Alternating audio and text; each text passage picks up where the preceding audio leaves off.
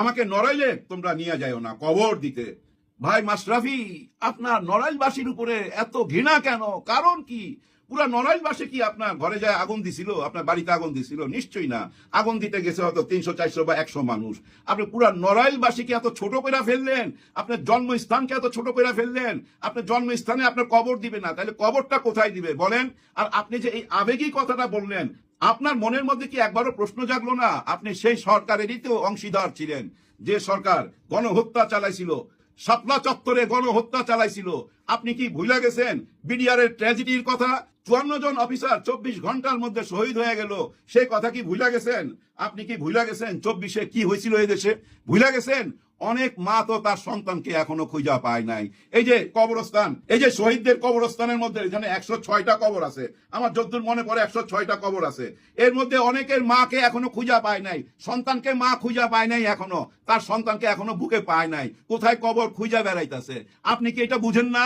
আপনি খালি আপনার কবরের কথা চিন্তা করলেন। আপনার জীবনই জীবন, আর কোন মায়ের সন্তানের জীবন জীবন না। আপনি যে সরকারের সাথে জড়িত ছিলেন, এর জন্য আপনার লজ্জিত হওয়া দরকার। আপনি পুরো নড়াইলবাসীকে ছোট করে দিলেন। আরেকজন আছে ভাই, হঠাৎ কইরা উনি সাক্ষাৎকার দিল প্রথম আলোতে। প্রথম আলো কি করতেছে? ওগুলা ফটো কাট কইরা বিভিন্ন জায়গায় ছড়াই দিতেছে। ওইখানে একটা কথা চারিদিকে ছড়াই গেছে, 1 কোটি টাকা চাওয়া হয়েছিল তার কাছে, সাকিবের কাছে 1 কোটি টাকা চাওয়া হয়েছে। 1 কোটি টাকা কেন দিবে? ওই যে মামলা থেকে তার নামটা মুইছা ফেলবে, এই জন্য 1 কোটি টাকা চাইছে। আরে ভাই, সাকিব আপনাকে 1 কোটি টাকা দিবে? জীবনও দিবে না। এই মামলাতে তার কিছু যায় আসে না, সেটা সে জানে, কারণ সে নিরাপদ জায়গায় আছে। কিন্তু হঠাৎ করে কেন সে আবার জায়গা উঠলো? সঙ্গে সঙ্গে মাশরাফি আবার মাথা চাড়া দিয়ে উঠলো। এই দুইটা ঘটনা পাশাপাশি কেন? কারণ কি? আমার মনে হয় ওই যে শুভেন্দু বাবু বলছে না যে বাংলাদেশে পাঠায় দিবে, সেলুট মাইরা নিয়ে যাইতে হবে, শেখ হাসিনাকে পাঠায় দিবে বলছে না? আমার মনে হয় শুভেন্দু বাবুর ওই কথাটা উনারা বিশ্বাস করছে। উনারা ভাবতেছে 6 মাস, 7 মাস, 8 মাসের মধ্যে শেখ হাসিনা চলে আসবে, আসলেই তারা দেশে আসবে, যার জন্য মুখ খুলতেছে। ভাই সাকিব আল হাসান, আপনার মতো প্লেয়ার পৃথিবীতে কমই আছে। মাশরাফি সাহেব, মিস্টার ম্যাশ, আপনার মতো ক্যাপ্টেন কমই আছে। আপনারা তো ভাই জনগণের মনের মধ্যেই স্থান করে নিছিলেন, কিন্তু আপনারা কেন জনগণকে ভাগ করতে গেলেন?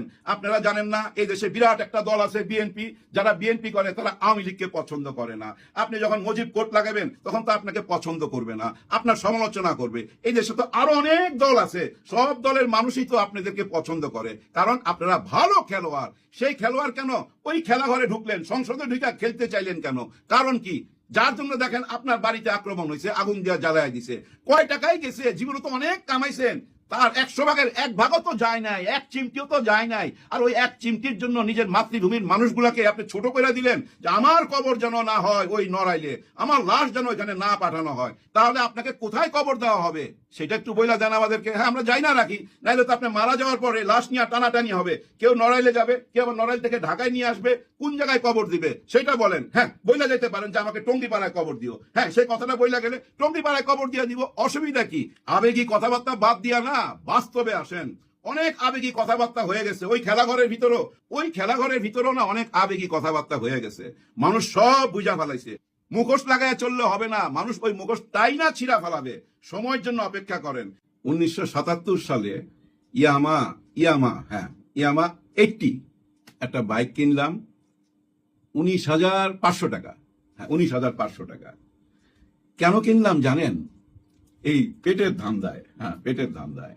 তখন 600 টাকা বেতন, আর প্রতিদিন কনভেন্স দিত, যাওয়া আসার খরচ 5 টাকা।